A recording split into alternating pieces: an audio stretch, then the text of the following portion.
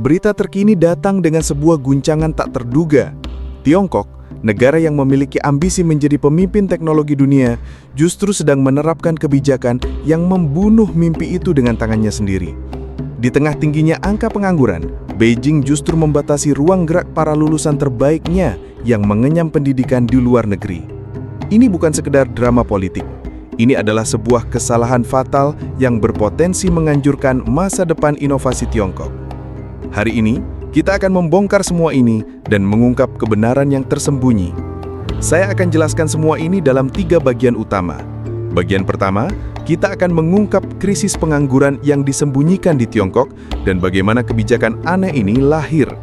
Kedua, kita akan membahas mengapa Tiongkok justru membunuh visinya sendiri dengan menyingkirkan generasi terbaik. Dan ketiga, kita akan melihat bagaimana kesalahan fatal ini justru menjadi hadiah terindah bagi rival-rival Tiongkok, terutama Amerika Serikat. Mari kita selami lebih dalam. Bagian 1. Krisis yang disembunyikan. Angka pengangguran dan kebijakan aneh Beijing. Selama ini, dunia selalu menganggap Tiongkok sebagai kekuatan ekonomi yang tak terkalahkan, dengan pertumbuhan yang pesat dan ambisi menjadi pemimpin global. Namun, di balik narasi itu, ada sebuah krisis yang sedang mengancam dari dalam. Tingkat pengangguran yang sangat tinggi, terutama di kalangan anak muda. Angka ini yang sempat mencapai lebih dari 20% pada tahun 2023 adalah sinyal bahaya yang sangat jelas. Di tengah krisis ini, Beijing justru mengambil langkah yang terlihat aneh. Mereka menerapkan kebijakan yang membatasi peluang bagi lulusan yang mengenyam pendidikan di luar negeri. Contohnya, di Guangdong, ada aturan baru yang hanya mengizinkan lulusan dari universitas lokal untuk mengikuti ujian pegawai negeri sipil. Kebijakan ini ibarat seorang jenderal yang ingin memenangkan perang, tapi justru menyingkirkan prajurit-prajurit terbaiknya hanya karena mereka berlatih di kamp pelatihan musuh. Ini adalah langkah yang sangat ceroboh, lahir dari kepanikan untuk mengatasi masalah pengangguran jangka pendek, tanpa memikirkan konsekuensi jangka panjang. Di samping itu, ada perusahaan-perusahaan besar yang juga mulai mengikuti langkah pemerintah. CEO dari Gree Electric misalnya, secara terbuka menyatakan preferensinya untuk merekrut lulusan dari universitas domestik. Alasan mereka adalah karena lulusan lokal dianggap lebih inovatif dan lebih memahami budaya lokal. Namun, alasan ini hanyalah pembenaran yang menutupi sebuah kebenaran yang lebih besar. Ini adalah bagian dari strategi pemerintah untuk mengendalikan arus informasi dan pemikiran yang dianggap terkontaminasi oleh ide-ide dari luar negeri. Bagian 2. Menghancurkan visi sendiri. Dampak jangka panjang pada inovasi dan talenta. Mengapa kebijakan ini dianggap sebagai sebuah kesalahan fatal? Bukankah lulusan dari luar negeri hanya sebagian kecil dari populasi? Benar. Tapi mereka adalah generasi terbaik. Mereka adalah para ahli, insinyur, dan ilmuwan yang seharusnya menjadi motor penggerak inovasi Tiongkok.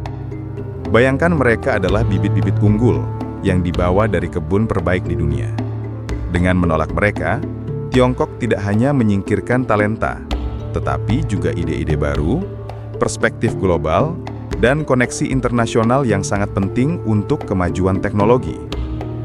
Tindakan ini juga didorong oleh kekhawatiran yang berlebihan akan keamanan nasional.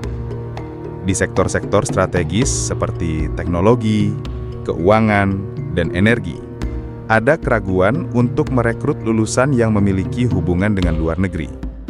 Kekhawatiran ini seperti sebuah benteng yang takut pada angin. Alih-alih membuka diri pada ide-ide baru, mereka justru menutup pintu dan mengisolasi diri. Ini adalah sebuah mentalitas yang sangat berbahaya bagi sebuah negara yang ingin menjadi pemimpin global. Di tengah situasi ini, ada sebuah pelajaran yang harus kita ambil sebagai hamba Allah. Bukankah di dalam Al-Quran disebutkan bahwa ilmu itu adalah milik semua manusia, dan kita dianjurkan untuk mencarinya sampai ke negeri seberang. Membatasi ilmu karena ketakutan adalah sebuah kesalahan. karena ilmu adalah cahaya, dan cahaya itu tidak mengenal batas negara. Kebijakan ini adalah bentuk dari kesombongan, sebuah keyakinan bahwa mereka sudah memiliki semua yang mereka butuhkan.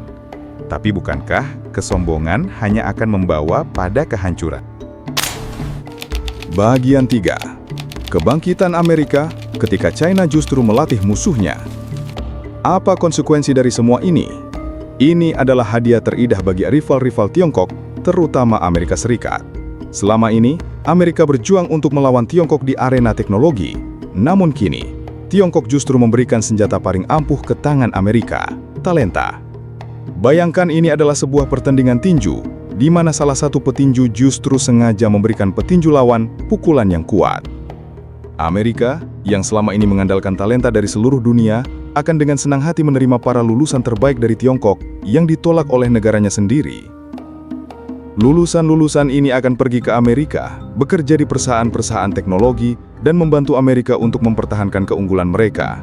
Ini adalah brain drain atau pembajakan otak yang paling masif dalam sejarah, dan ironisnya, ini adalah pembajakan yang diizinkan oleh Tiongkok sendiri.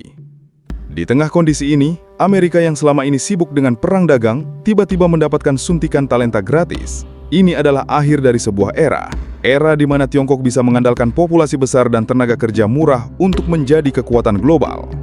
Dan ini adalah awal dari tatanan dunia baru, di mana kekuasaan tidak lagi terpusat pada kekuatan manufaktur, melainkan pada kekuatan ide, inovasi, dan talenta.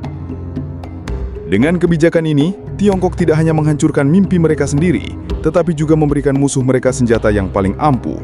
Inilah kebenaran yang harus kita ungkap. Jika Anda merasa pembahasan ini membuka wawasan dan memberikan pemahaman baru tentang dinamika geopolitik yang kompleks, serta sebuah kebenaran yang sering disembunyikan, silakan subscribe channel ini. Kami menyajikan berita dari berbagai sumber yang insya Allah valid dan kredibel, mengungkap fakta yang sering tersembunyi demi pemahaman kita bersama. Mari berpihak pada kebenaran dan keadilan.